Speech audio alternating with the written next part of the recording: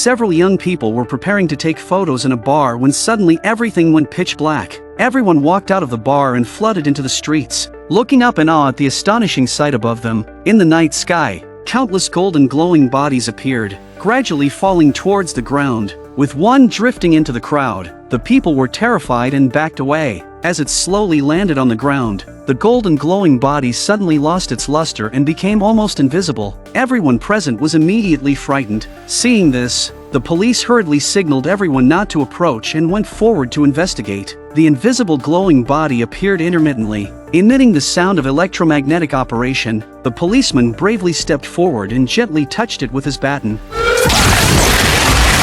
Seeing such a terrifying scene, everyone at the scene was scared and ran away in panic, and soon all the surrounding people had fled. Another policeman drew his pistol and fired, but the bullets were shattered by an invisible barrier. Then countless golden glowing bodies landed in every corner of the city. Such evil beings clearly indicated a large-scale alien invasion. In the aliens' thermal imaging view, anyone touched by the golden glowing bodies immediately turned to ash. To survive, people rushed into the bar like headless flies, then quickly locked the thick doors. But unexpectedly, the half-meter thick door instantly exploded. At the critical moment, Sean managed to step back in time to avoid the attack, but another person was not so lucky and died. Then the aliens continued to chase the fleeing humans, and it seemed they were about to attack. A waiter hurriedly threw a burning bottle of alcohol at the aliens, momentarily blocking their path and buying some time for everyone to escape. In the panic, a couple tried to escape through the back door, but the aliens also burst in from there. The man, without waiting for his girlfriend to come back, decisively closed the iron door and then saw his own girlfriend hooked by the aliens and turned into ash. In the bar hall, the waiter kept throwing burning bottles at the aliens, completely enraging them. It suddenly began to gather energy and shot out a powerful shockwave, killing the waiter. In front of these terrifying alien monsters, humans had almost no power to resist. At this moment of life and death, Sean saw a big hole in the wall and immediately led his companions into it. The group used this hole to escape into the bar's underground storage room and locked the door behind them. Outside had become a hell on earth, with screens everywhere. The people inside were trembling with fear. Suddenly they heard someone knocking on the door asking for help. Kind-hearted Natalie immediately went to open it and found it was Skylar, who had just betrayed his girlfriend. And these three men were already old acquaintances. Sean and his best friend Ben, two software engineers, had developed a new social software and had flown thousands of miles to Moscow, hoping to sell it at a good price. But Skylar, their project introducer, had copied and packaged it as his own idea without signing a confidentiality agreement. Both were quite depressed and came to the bar to unwind, where they met Natalie and Anne, who were touring. The four of them took photos together, unaware that they would encounter an invasion by energy field aliens, so they hid in this storage room, terrified. Fortunately, the aliens did not notice them, and they spent a long and agonizing night. The next day, the surface was still tumultuous, and no one dared to go out. Luckily, the storage room had plenty of canned food, which not only solved their hunger but also their need to relieve themselves. 2 weeks later, their food had run out. To survive, they had to boldly leave the basement. At that time, the bar was in ruins, but very quiet, and they saw no trace of aliens, nor any living person. They each found a backpack, packed some supplies, and quickly left the bar. The world outside surprised them. The streets were empty, with only the ashes of dead bodies blowing in the wind. Like an apocalyptic scene, the group wandered through the streets and alleys, looking for rescue. Without any clues, they decided to head to the embassy for help. But when they reached a bridge, they were stunned to see the road to the embassy had collapsed, and a destroyer had broken the bridge. It seemed that even the military could not stop the aliens. With no choice, they had to take a detour. As the group passed a street corner, they found a police car parked in the middle of the square. Since their map was unreliable and they were all from out of town, unfamiliar with the embassy's location, they decided to look for maps and some usable emergency supplies in the police car. But just then, a stray dog barking at the air attracted the aliens. Seeing the dog instantly turned to ash, Sean shouted loudly for the others to quickly hide. The aliens had already spotted two of them and were rapidly approaching. The lights on the police car also flickered eerily. The two hiding at the rear of the car were no longer calm, and it was too late to run. Not knowing what to do, they hurriedly crawled under the car. Strangely, the aliens climbed onto the police car and scanned around, but did not find the two. Then they drifted away. After confirming the aliens had left, The two crawled out from under the car, picked up their backpacks, and quickly left. Then they met up with the other three in a mall. They discovered a crashed passenger plane embedded in the building inside the mall. It seemed the alien invasion was even more severe than they had imagined. The others thought of reaching the embassy as soon as possible to get home, but Skylar's mentality completely collapsed. The aliens had attacked even the sky, making it impossible to go home. The scene of the aliens slaughtering the dog, which everyone had seen, showed the aliens' complete lack of humanity,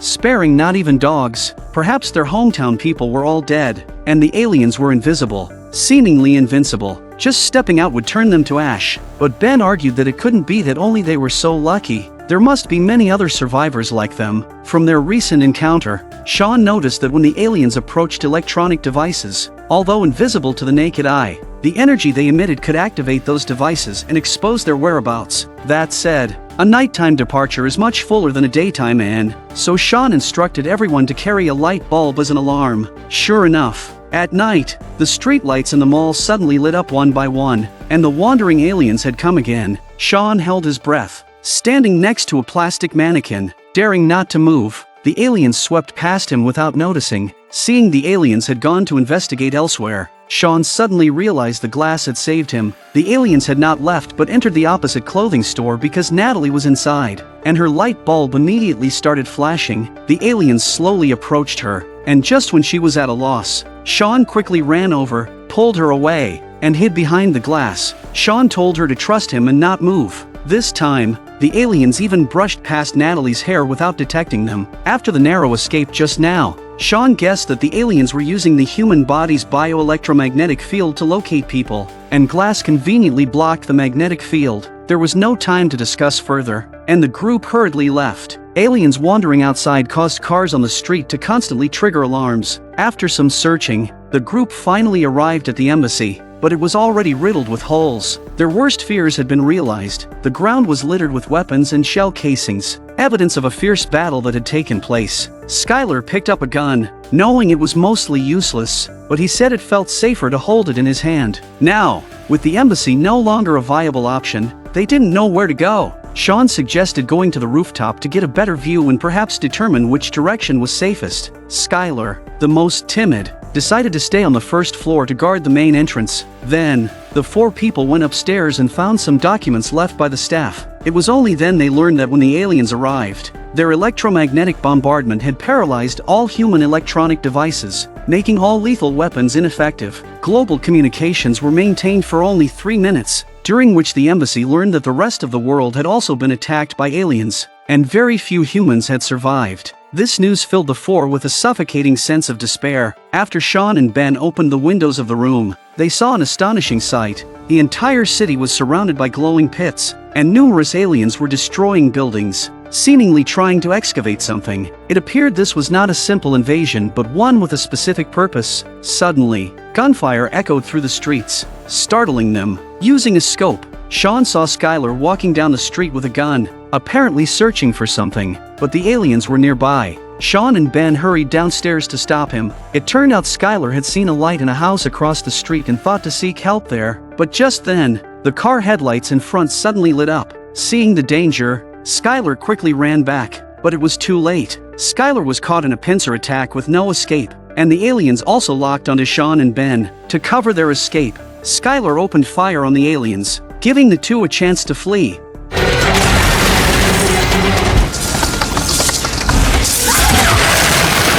After the two men returned to the embassy to regroup, they saw a light still on in a distant building and a figure in the window. So, the group decided to head there immediately. Fortunately, the distance between the two buildings wasn't far, and they quickly found the floor where the other was. Vika, hearing the noise, ran out. After confirming the four meant no harm, Vika led them to the room with the light. Inside lived a man named Sergey, who had deliberately left the light on to attract other survivors. Vika was the first survivor he had attracted. Sergey was no ordinary person, he was an electrician. This room, like a cage, was a Faraday cage he had specially modified. The cat was also a Faraday cat, as this would shield it from the aliens' electromagnetic waves and prevent detection. Then, Sean took out a radio they found at the embassy and had Vika, who understood Russian, Listen to it. Through Vika's translation, they learned that the military had sent a nuclear submarine nearby searching for survivors. If they could reach the coordinates mentioned in the broadcast, they could be rescued,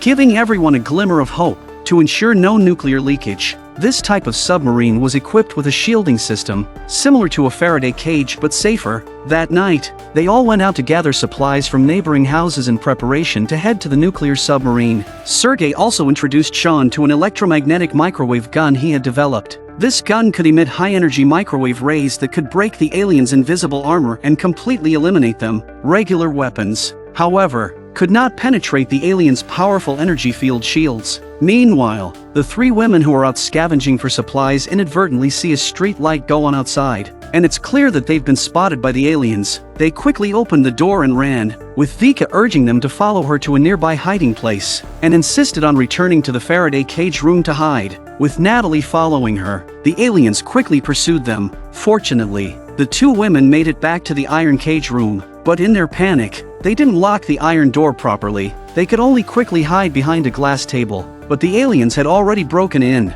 Sergei, hearing the noise, came out with the microwave gun. The aliens' invisible shields were broken, revealing their true forms. Just as Sergei was about to fire a second shot, the gun ran out of power. The alien immediately counterattacked, and Sergei was obliterated. Sean picked up the gun and told Natalie to escape through the window, and was so frightened that her legs went weak. And by the time she stood up, it was too late. She was quickly captured by the aliens and turned to ash. Seeing her best friend die tragically, Natalie was also terrified. Luckily, Sean rescued her just in time from outside. Then, the three quickly descended the fire escape to the ground, where Vika was waiting for them, but she didn't see Sergei, and from the expressions of Sean and the others, she guessed Sergei's fate was grim. At that moment, the aliens leaped down to continue their pursuit. Fortunately, the four encountered the Chechen F-4 during their escape. They were equipped with professional Faraday gear to actively combat the aliens. The aliens attempted to eliminate these four Russian soldiers. As the captain gave the command, the soldiers fired a fierce volley at the invisible aliens.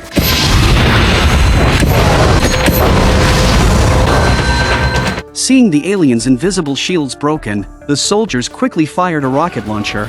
This time, they managed to knock off pieces of the aliens' armor, and the aliens, severely injured, chose to flee. Sean, looking at the pieces of alien armor that had fallen off, asked what they were. The captain replied, "When the aliens begin to release lightning, it consumes energy, weakening their invisible shields. Only then does our attack work, but it can only cause their armor to crack." Knowing the group wanted to head to the nuclear submarine for refuge, the captain decided to escort them personally and took them on a shortcut to the submarine. As they were about to cross the subway, they seemed to hear something. A soldier grabbed a light bulb and threw it out to check for aliens nearby. Ben thought it was safe, and just as they were about to move forward, one light bulb lit up, followed by all the bulbs lighting up. The group quickly jumped into the subway track next to them, except for Vika, who was too slow to jump in. The alien extended its lightning tentacles, searching for prey. Just as the lightning tentacles were about to grab Vika, Ben rescued her at the last moment. Unfortunately,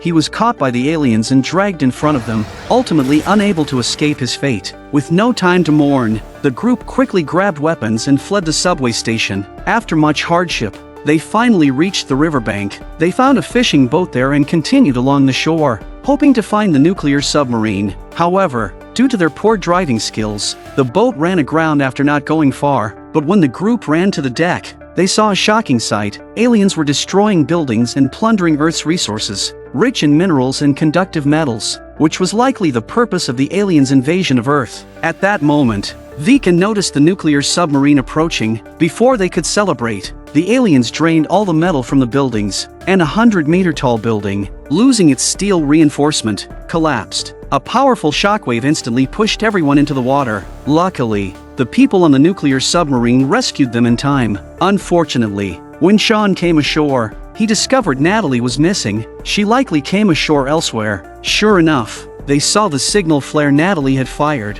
Seeing Sean determined to go and rescue people, the captain decided to take his team and follow him. Additionally, the engineer helped Sean fix the microwave gun and replaced it with a high-capacity battery. After formulating a battle plan, the group set off to rescue Natalie. Following the location indicated by the flare, they arrived at a stretch of railway and began searching along the tracks. Soon, they found Natalie's abandoned backpack, indicating that she was hiding nearby. Therefore, the group threw a cell phone every 50 meters to serve as an alarm. However, they hadn't gone far when a cell phone behind them suddenly rang, indicating that the aliens had discovered them. The group quickly found cover. As the aliens approached, Sean, nervous, tripped and fell. The captain had no choice but to quickly open fire. Fortunately, Sean quickly recovered and fired the high-energy microwave gun, successfully breaking the aliens' cloaking shield. But the downside of the microwave gun was its lack of lethal power. At this point, they needed bullets to kill the aliens. The others quickly opened fire, successfully reducing the aliens to fragments. Everyone was exhilarated, finally knowing how to eliminate the aliens. Sean's cheers immediately reached Natalie's ears. At the same time, Sean also heard Natalie's cries for help. However, more ringing sounds surrounded them, indicating that more than one alien had come this time. Their microwave gun could not keep up with the aliens, but Sean thought of a solution. He found a water truck and figured they could use the conductivity of water to eliminate multiple aliens at once. So, Sean went to find Natalie, while the others stayed put. Following Sean's instructions, they used the water truck to deliberately wet the ground around them and then waited for the aliens to approach before wiping them out with the microwave gun. Soon, 3 aliens leaped down from the rooftop. It seemed the aliens had seen through their plan and stopped when they approached the wet ground. At that moment, unexpectedly, Vika also followed, throwing several incendiary bombs from a distance and forcing the aliens onto the wet ground. As they were afraid of fire, seeing the opportunity, the captain immediately fired the microwave gun. One shot directly broke the aliens' cloaking shield. Seeing this, the others unleashed their firepower and effortlessly eliminated the aliens. At the same time, Sean also found Natalie hiding in a bus, but just as they met, the aliens followed and locked the front door while breaking in through the back. The tram then suddenly started and sped away. Immediately after, an alien extended its lightning tentacle and snatched Natalie.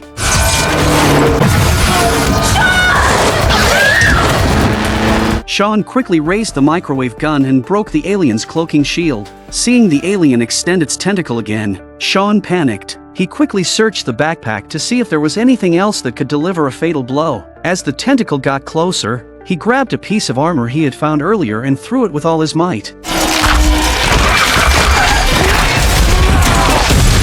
Unexpectedly, the alien was instantly smashed, and no one knew why. Even he found it incredible. The tram lost power and came to a stop. Afterward, the group went to the river and returned to the nuclear submarine. Now that they had an effective means of dealing with the aliens, the 4 of them decided to stay and spread the method to as many people as possible. Meanwhile, Sean and others boarded the nuclear submarine, heading to the human refuge. The submarine's engineer also repaired their broken phones. It turned out that the aliens' energy field had only damaged a component in the phones. After the replacement, the phones could be used normally again. This disaster also sparked a flame of love between 2 previously strangers, leading them to an indescribably happy life. Meanwhile, Vika could only feel envy and jealousy.